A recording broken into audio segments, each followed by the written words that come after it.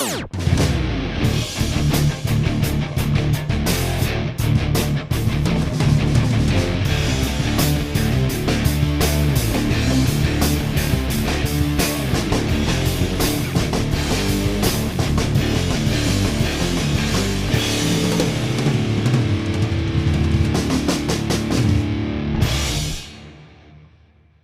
hello everyone, this is Joe Drums coming to you. Hope everybody's doing great. I'm doing awesome, and I'm actually really busy lately. Sorry for the last couple weeks I haven't been able to put a video out because I've been really busy with the Rush Band.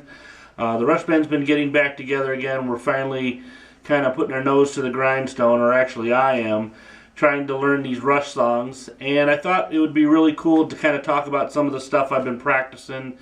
Again, I'm still, not 100% on these songs. I'm still, I've been playing these songs for years, but to play them and remember them, and my brain's not getting, any younger, and it's hard to remember things. So you older guys out there, older like me, we have a hard time kind of remembering things, and Neil's definitely one of these drummers that you have to remember a lot of stuff in a little time. And obviously I've been practicing on this drum set here. This is my DW set.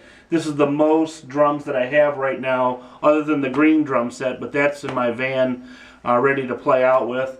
My buddy Brian, who's in the Rush Band, he's kind of like the Alex Lifeson of the Rush tribute band called Gold Rush.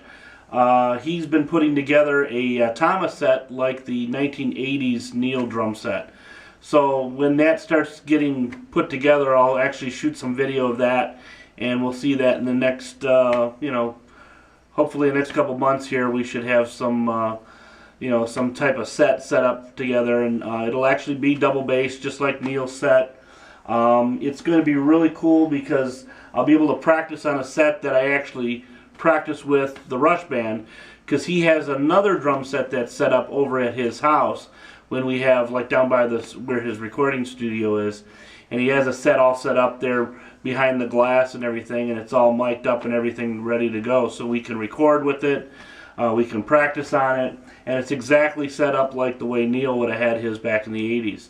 So it's really cool. So again, I've been really kind of, the last 4 weeks there, or I should say last 6 weeks, I was talking a lot about the Beatles. I was just really involved in doing stuff with the Ringo set over there, and doing a lot of Beatles stuff, and kind of, orienting my mind into that kind of genre. Well, now I'm going to kind of get back into the Rush thing, because we've got a party coming up this summer, and like I said, we've been practicing really hard, and I'm trying to learn these songs so we can have at least a set of Rush songs to play.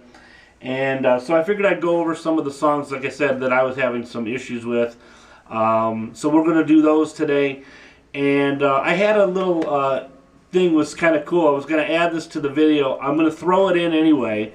But for the longest time during the 1980s concert, Exit Stage Left, there was, during one of the Rush songs they were playing, I think it was Xanadu, where Neil actually is playing drums, and during one of the parts where it gets ready to stop, it looked as though that he was flipping his stick up in the air. I'll grab my stick to kind of show you a demo of it, and flipping it up and actually throwing it back and having him come back, actually almost behind his back, and then coming back. It looked like he was bringing the stick back down.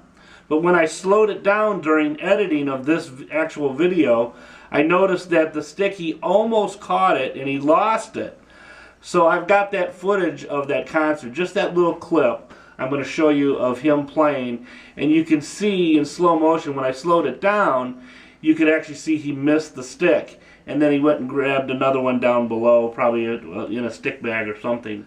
I was kind of like, always geeked about that. It was like, it looked so perfect in full motion, in regular speed, and then when I slowed it down, he was actually missing it. So I don't know if you guys, big Rush fans, if you guys noticed that at all.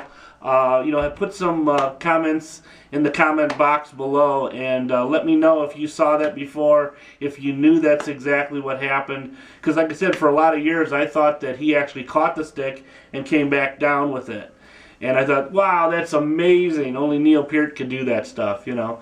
But he's lost his sticks many times, and that doesn't mean that you're a bad drummer when you drop your stick. So you guys out there, you're not a bad drummer. Just remember to hold the stick, and it's very important between the thumb and the first finger. And usually that first knuckle where it bends on your first finger, keep it there. Have the other 3 fingers just lightly go around the stick, and then play like that. And mostly have the stick open in your hand. You don't want it gripped really tight.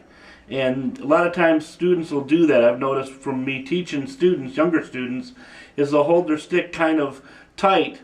And the ones that do hold it loose, they end up holding it too loose, and then they lose the stick. So it's kind of like a happy medium between holding it a little bit firm but not really tight, and then having that space between your thumb and your finger right here, and also in your hand, so that that stick can move. Because that's the important thing about trying to get your sticks to move faster. Because a lot of times if you hold it straight, you're only going to move as fast as your wrist and your arm can move. If you're doing it like this, you have a lot more flexibility, and that stick can move a lot faster. So you're going to see in some of these examples that I show in this video coming up, you'll see how fast I can actually move around the drum set, again, with this grip. So if you guys aren't used to it, be patient, practice with it. Just get a practice pad out and just do some rights and lefts and let that fluid of motion, again, you know, it's all fluid of motion with the sticks and the fingers in the hand as you're doing this. So again, that's so important for you young beginners out there, and even for you seasoned guys that have been playing. Maybe you've picked up the sticks wrong. You know, look at your hands, see how they're you know, the sticks being held in your hands. Okay? So if you guys have any questions about that, you know, I do have other videos on stick control and stick grip. So look those up. Again, if you still have more comments, you know, feel free to write me a line and let me know.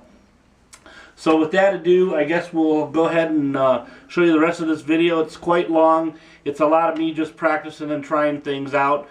But hopefully I've got some new angles. I've got the Joe Cam. I actually duct taped one of the GoPros. I could have went out and got a you know, a harness for it and stuff, but I ain't paying $50 to $100 for these things. So I went and got a t-shirt and I put it inside out because it had some paint on it. I didn't want to have the duct tape rip off the paint. So I flipped the shirt inside out and I stuck a GoPro with kind of a necklace, kind of a camera necklace, and tied it to it, and then duct taped the GoPro to my chest. So I've got a new kind of an angle. So let me know how you guys like that as well. And if you like it, I'll do that more in some videos. If not, if it's too jerky or whatever, because it was a little bit jerky.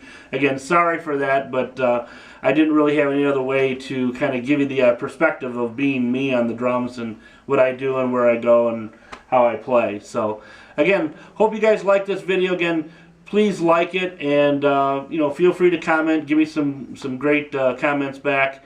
And I appreciate everything you guys do for me. Thanks for all the new subscribers.